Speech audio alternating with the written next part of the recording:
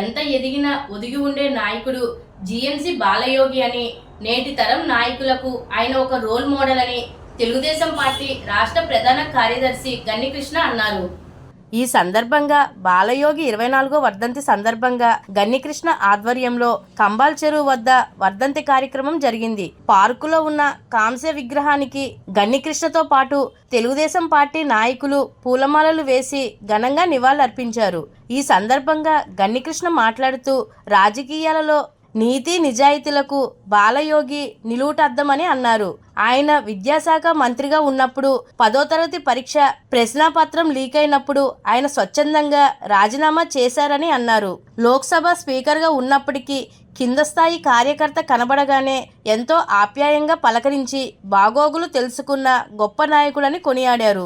ఈ కార్యక్రమంలో తెలుగుదేశం పార్టీ జిల్లా ప్రధాన కార్యదర్శి కాశీ నవీన్ కుమార్, పందిరి మహదేవుడు సత్రం చైర్మన్ రెడ్డి మనేశ్వరరావు, జీవకారుణ్య సంఘం chairman Varre Srinivasarao, cluster incharge Uppuluri Janakiramaiah, Javvadi Muralikrishna, Bommanamaina Srinivas, Tangella Bobby, Innamuri Rambabu, Palavalasa Veerabhadram, Nimmalapudi Govind, Talari Bhagavan, Penukonda Ramakrishna, Gorrela Ramana, Samsani Prasad, Bezawada Venkataswamy, Malla Venkatraju, Karagani Venu, Rafiq Raja, Jakkampudi Arjun, Viswanatharaju, Seelam Govind, Syed Fayaz, Rajamandrapu Srinivas, KV Srinivas, Vanapalli Srinivas, Simhadri Kotilingeswararao, Bobby, Nukala Srinivas, Anand Simhadri Lokesh, Jalem Nani, Kanchipati Govind, Rokkam Satyanarayana, Annem Chanti, Kavuluri Venkatrao, Gorsa Appalakonda, BJP Achari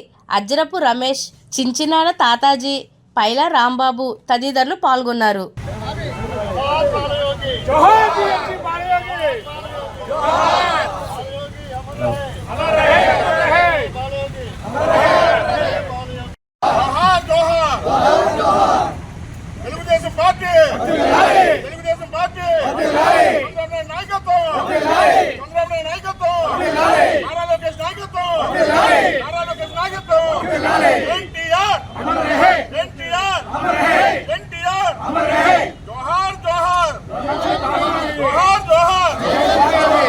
Balayogi గారి స్వర్గీయ బాలయోగి గారి 24వ వర్ధంతి సందర్భంగా ఇక్కడికి వచ్చిన మిత్రులందరికీ కూడా నమస్కారం తెలియజేసుకుంటూ, ఇక్కడికి వచ్చిన వాళ్ళందరం కూడా బాలయోగి గారి ఆత్మీయతని, బాలయోగి గారి స్నేహమాధవ్యాన్ని చదువుతున్నాం.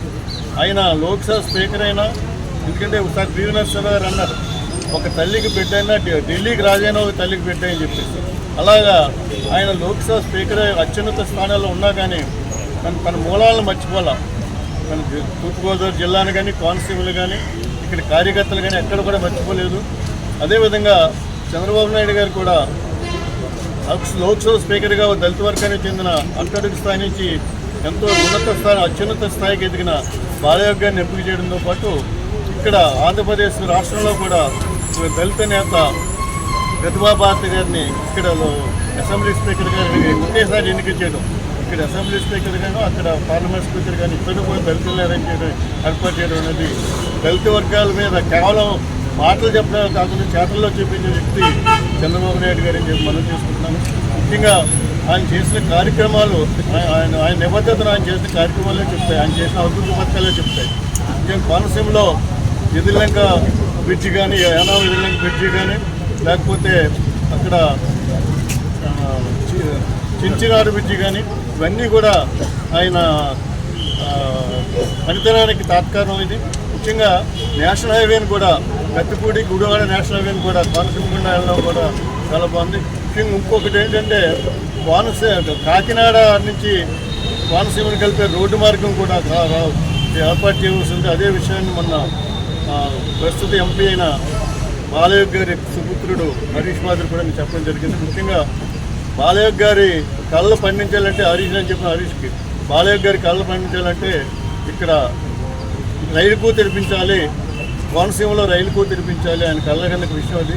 ఆయన స్పీకర్ స్థానాన్ని, అత్యున్నత స్థానంలో స్పీకర్ స్థాయిని, ఎందుకంటే చంద్రబాబు నాయుడు గారు మంత్రి పదవిని ఆఫర్ చేశారు. వాజ్పేయి గారు మంత్రి పదవి నాకు వస్తే స్పీకర్ కావాలన్నాడు. ఆయన స్పీకర్ పదవిని ఆయన ఏం దుర్వినియోగం చేసుకోలేదు.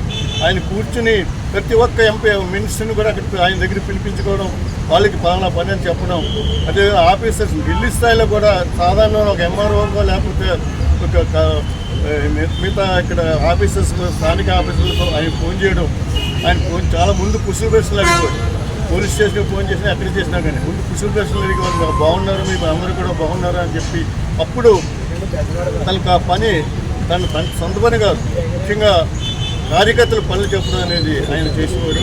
ముఖ్యంగా ఏదైనా కానీ కార్యకర్తల మీద ఆయన ఉన్న ప్రేమ అభిమానం అపారమైంది. అందుకని ఈరోజు ఇక్కడ మేమందరూ కూడా రావడం జరిగింది. 24 ఏళ్ళైనా కానీ మనిషి మరణించినా జీవించి ఉండటానికంటే నిజమైన నిదర్శన బాలయ్య గారు. ఆయన చేసిన మంచి పనులు నేను తలుచాను. మరి ఆయన ఆత్మకు శాంతి కలగాలని చెప్పేసి ఆయన కన్నకల్లాన్ని కూడా కోనసీమ ఇప్పుడు ప్రస్తుతం ఎంపీ గారైన హరీష్ మాధుడు నెరవేర్చాలని చెప్పి నెరవేర్చే శక్తిని భగవంతునికి ఇవ్వాలని చెప్పి మనస్ఫూర్తిగా కోరుకుంటున్నాను.